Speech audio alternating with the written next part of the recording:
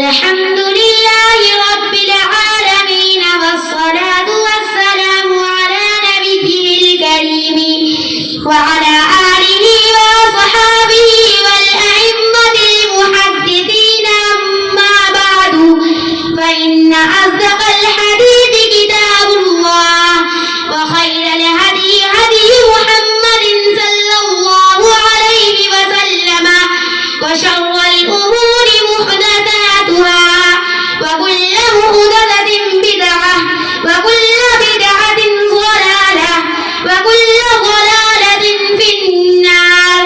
قال الشيخ الإمام الحافظ الحجة أبو عبد الله محمد بن إسماعيل بن إبراهيم بن مغيرة بن بردزبة الجعفي اليماني البخاري رحمه الله تعالى.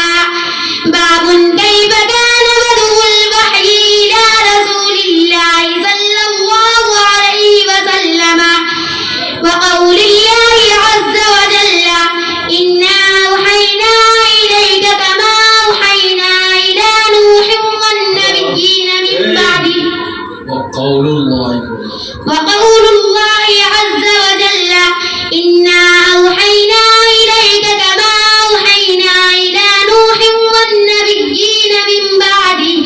وبه قال حدثنا الحميدي قال حدثنا سفيان قال حدثنا يحيى بن سعيد الأنصاري قال أخبرني محمد بن إبراهيم التيمي أنه سمع علقمة بن وقاص الليثي يقول سمعت عمر بن الخطاب رضي الله تعالى عنه على المنبر يقول سمعت رسول الله صلى الله عليه وسلم يقول إنما الأعمال بالنيات وإنما لامرئ ما نوى فمن كانت هجرته إلى دنيا يصيبها أو إلى امرأة ينكحها فهجرته إلى ما هاجر إليه.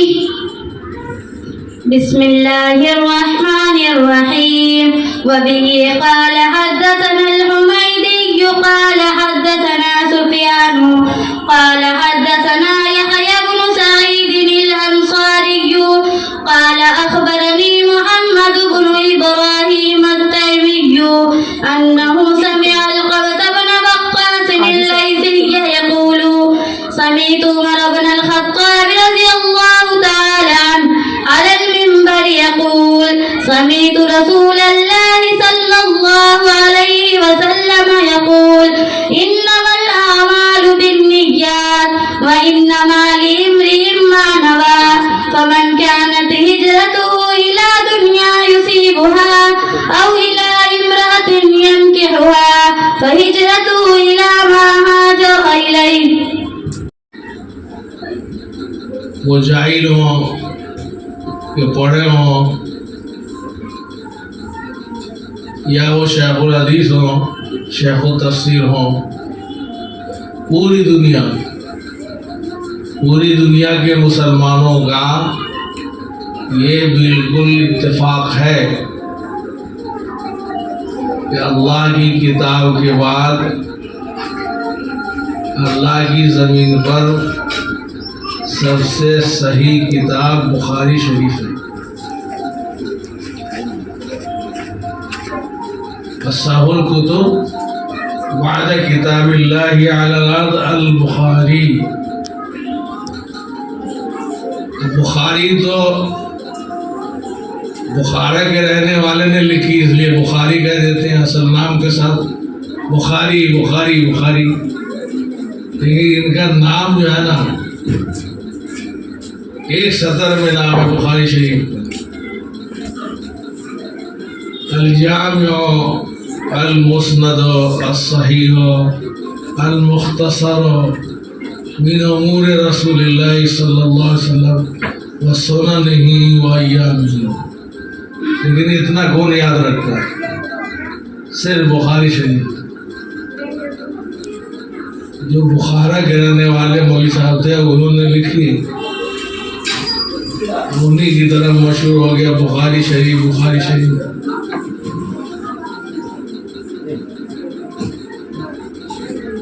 دوسری بات آپ لوگوں کے دھیان میں رکھنی ہے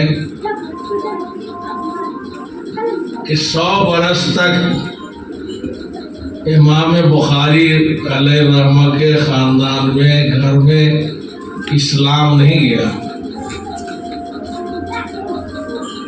100 برس جب اسلام کو آئے ہوئے ہو گیا تب جا کر ان کے گھر میں اسلام پہنچا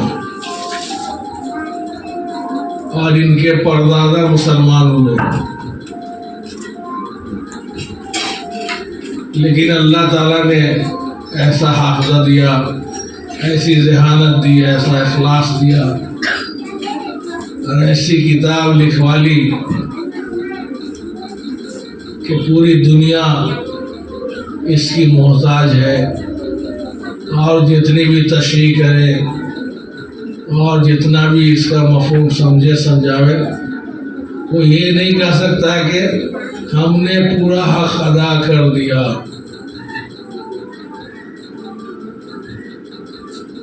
امام بخاری کا نام یاد رکھنے کے لیے مختصر لفظ یاد رکھنا, صرف ایک لفظی نام ہے محمد.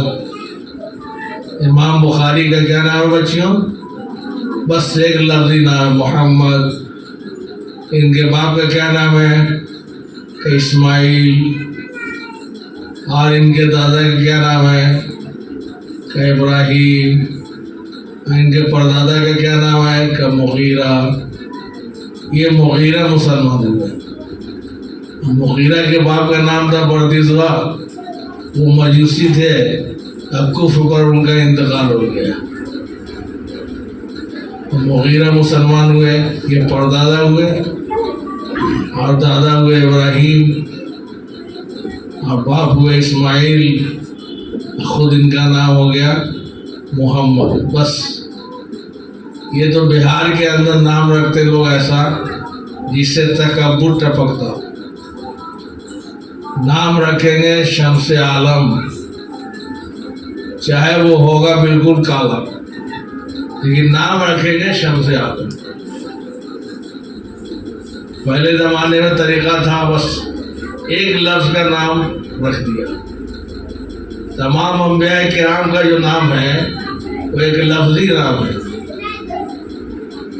نوح, آگے کوئی دائیں بائیں نہیں لکھا ہوا ہے کہ محمد نوح یا نوح عالم.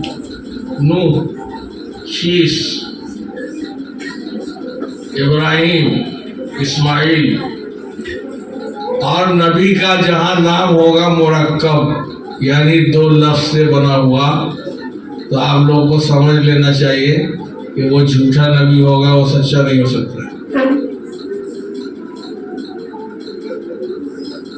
تو امام بخاری رحمۃ اللہ علیہ کی کتاب آپ پڑھ رہے ہیں, صحیح بخاری شریف. نام اس کا بہت بھاری ہے, کم سے کم اتنا تو یاد رکھ لیجیے گا نا. الجامع, المسند, الصحیح, المختصر من امور رسول اللہ صلی اللہ علیہ وسلم وسننہ وایامہ.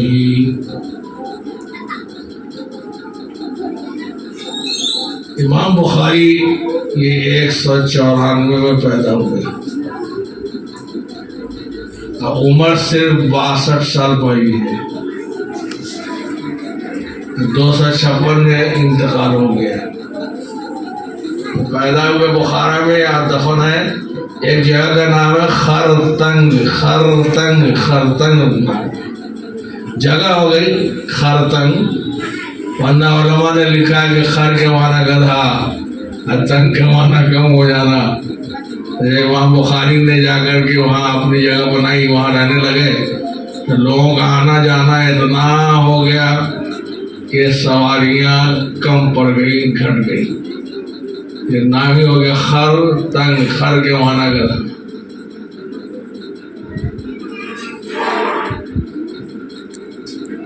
اس کے بعد مسئلہ رہ جاتا ہے کہ حدیث, یہ حدیث جو ہے نا مشہور ہے, یہ قدیم کی ضد ہے. لغوی اعتبار سے، اور اس کا اصطلاحی معنی ہوگا علم حدیث کا، ایک سیدھے حدیث کا، ہر وہ چیز جس کی نسبت خواہ قول ہو، فعل ہو، تقریر ہو، صفت ہو، حضور کی طرف کی جائے، اس کا نام ہے حدیث۔ ہر ایک ہے علم حدیث۔ علم حدیث کا مطلب ہوتا ہے جس علم کے اندر نبی صلی اللہ علیہ وسلم کے قول، فعل، تقریر سے بحث کی جائے، اور اس کا موضوع ہے مرویات نبوی، روایتاً ہو چاہے درایتاً ہو۔ اس کی غرض و غایت کیا ہے؟ اس کی غرض و غایت تو علامہ بن نوری نے لکھا ہے کہ اصل غرض و غایت یہ ہے کہ جو حدیث شریف پڑھتے ہیں، پڑھاتے ہیں، جو پڑھتی ہیں، پڑھاتی ہیں، ان کو صحابیت کی شان حاصل ہو جاتی، شرف صحابیت، معنوی اعتبار سے شرف صحابیت حاصل ہو جاتی۔ حقیقی اعتبار سے تو آپ صحابہ نہیں ہیں، حقیقی اعتبار سے بخاری شریف پڑھانے والے، حدیث شریف پڑھانے والے صحابی نہیں ہیں، لیکن معنوی اعتبار سے ان کو شرف صحابیت حاصل ہو جاتی ہے۔ اصل غرض علامہ بن نوری رحمۃ اللہ علیہ نے معارف الحدیث کے اندر یہی لکھا ہے، معارف السنن کے اندر بھی لکھا ہے۔ بہرحال آپ لوگوں کے لیے خوش قسمتی کی بات ہے کہ ایک چھوٹا سا نوزائیدہ ادارہ ہے جو مولانا مہتاب عالم صاحب چلا رہے ہیں۔ اس کی بنیاد عصر کی نماز کے بعد میں نے ہی ڈالی تھی، مسجد کی بھی اور مدرسے کی، لیکن یہ اتنے متحرک ہیں اور اللہ تعالیٰ ان سے کام لینا چاہتا ہے تو کام لے ہی لیتا ہے۔ لگے رہتے بیچارے، یہاں تک کہ دورے تک پہنچا دیا، 6 سال ہوا مدرسے کو، اور دورے تک پہنچ گئے، اور آج پورا ادارہ جو ہے گلزار بنا ہوا ہے، ایک دم روشن ہے اور نورانیت سے بھرا ہوا ہے۔ اس لیے اللہ تعالیٰ ہم لوگوں کو عمل کی توفیق عطا فرمائے اور محنت سے پڑھیے۔ حدیث شریف کی عبارت کے اوپر میں نے آپ کو کہا کہ تعالی نہیں ہے لکھا ہوا، رضی اللہ عنہ لکھا ہوا ہے۔ اس کی وجہ یہ ہے کہ امام نووی رحمۃ اللہ علیہ نے لکھا ہے من کذب علی متعمدا فلیتبوأ مقعدہ من النار، جس نے میری طرف جھوٹ کا انتساب کیا تو اس کا ٹھکانہ جہنم ہوگا۔ اس کی ذیل میں انہوں نے لکھا ہے کہ حدیث شریف کی عبارت غلط پڑھنا یا حدیث شریف کی جو عبارت ہے اس میں کوئی لفظ گھٹا دینا، کوئی لفظ بڑھا دینا، یہ سب شامل ہے۔ اس لیے اس کا لحاظ رکھنا پڑے گا۔ اگر رضی اللہ تعالی لکھا ہوا ہے تو تعالی بولیے، اگر نہیں لکھا ہوا ہے صرف لکھا رضی اللہ عنہ تو تعالی کیوں بڑھائیں گے ہم؟ بہرحال یہ چند باتیں میں نے اپنے فائدے کے لیے بطور آپ لوگوں سے تبرک حاصل کرنے کے لیے عرض کرتی ہیں۔ باتیں تو اس وقت لمبی ہوتی ہیں اور لمبی کی جا سکتی ہیں اور گھنٹوں لگ جاتا ہے، پتہ نہیں چلتا ہے کیا وقت گزر گیا۔ اس لیے اللہ تعالیٰ ہمارے آپ کے بیٹھنے کو قبول فرمائے اور میری صحت کے لیے دعا کیجیے، اور میں ادارے کے لیے دعا کرتا ہوں، آپ لوگوں کی دعا کرتا ہوں، یا کہ اساتذہ کے لیے، منتظمہ سب کے لیے دعا کرتا ہوں۔ اللہ تعالیٰ تمام کے ساتھ خیر کا معاملہ فرمائے، اور آپ لوگ جب پڑھ کر جائیں تو ادارہ کو یاد رکھیں، اور ساتھ ہی کیا کہتے ہیں کہ دنیا کی جو گندی ہوائیں چل رہی ہیں اس میں آپ لوگ مبتلا نہ ہوں۔ جو لڑکیوں کے مدرسے قائم ہیں اس کی بنیادی غرض میں سے غرض یہ ہے کہ کم سے کم یہ ذہنی ارتداد کا شکار ہماری بچیاں نہیں ہوں گی۔ اس کا وعدہ کرتے ہیں انشاءاللہ۔ ذہنی ارتداد کا شکار رہے ہیں. اللہ تعالیٰ آپ لوگ کے ماں باپ کو بھی عزت ادا کرے, آپ لوگ کو عزت ادا کرے, اور دنیا کے اندر زندہ رہیے تو دین میں بھی زندہ رہیے, ہماری تو دین میں بھی رہیے. وما علینا الا البلاغ.